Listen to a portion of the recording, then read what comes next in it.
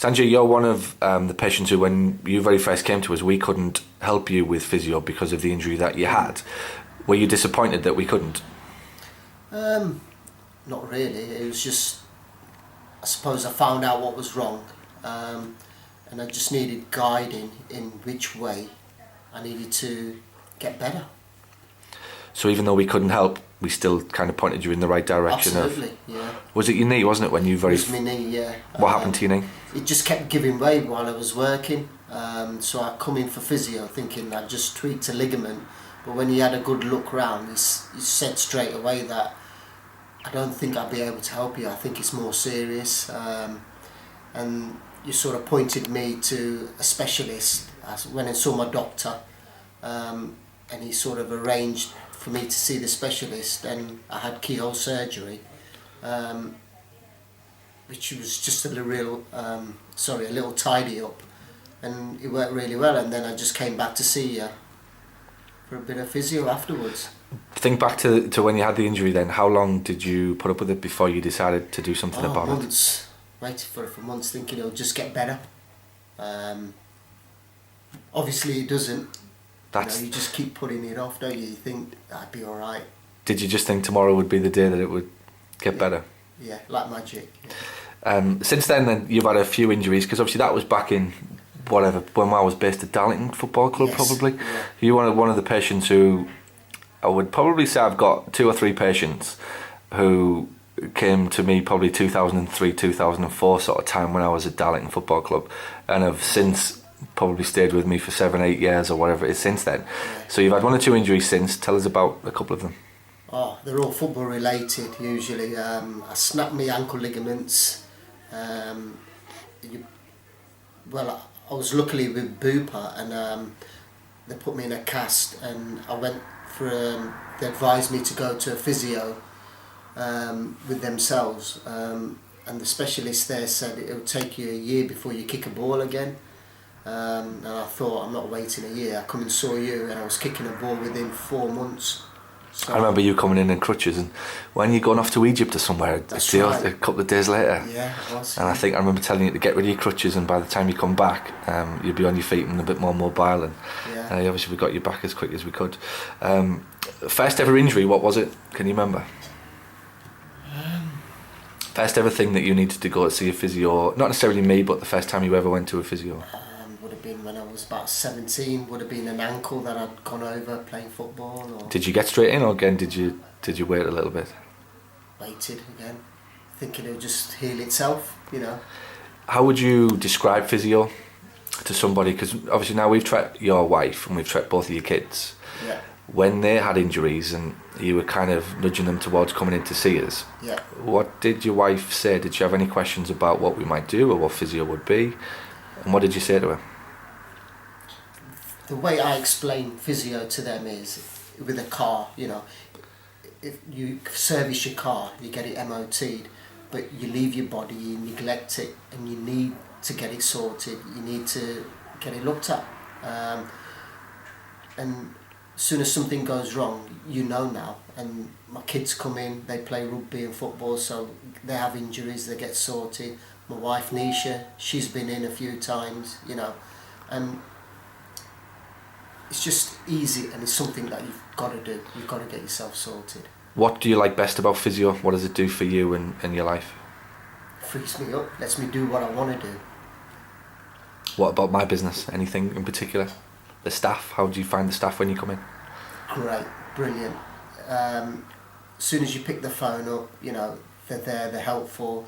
If they can't get you in and you need to be seen, they'll ring you back. They sort of juggles things around if they can. It's great service. Last thing, think about again before you very first came in for physio, not necessarily with me, what were the questions that you had in your own head? What did you want to know about physio before you first came?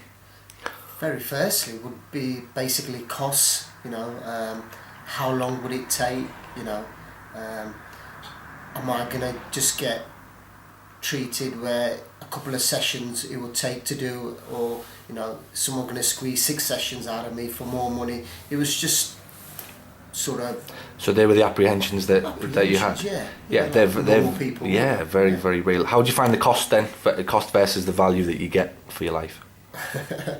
It's just, you can't measure it, can you? You know, movement.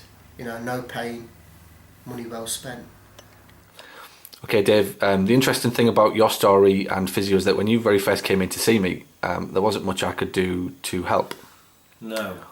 Think back, can you remember exactly, it was about 2003 you first came in to see me? I did my knee in playing squash. I'd come back from holiday, somebody chased me for a squash game and I was a bit overweight and knee just went. Went to the fracture clinic and all the rest of it. I thought, I've got to see somebody who knows something, because I was getting mixed messages from the NHS. So I made an appointment to come and see Paul, and effectively Paul said that it wasn't anything he could do for me because I needed an operation. So my first port of call was to speak to a surgeon. It's only when I had the operation and I came back and Paul gave me the rehab to get back to playing squash. I think it's an important thing for patients to understand, because a lot of people do have doubts as to whether or not physio can help, and it can't help every injury, but obviously most of the time we know somebody who can, and then it's the same in your case. You come in and you tell you straight away that nothing we can do to help you, but this is the guy that you need to go and see. He'll solve your problem, and then maybe we can help you a little bit later on.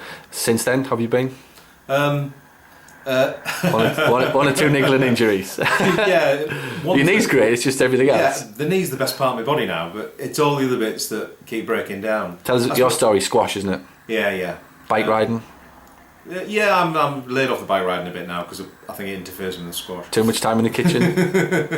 Yeah, cooking meals, yeah.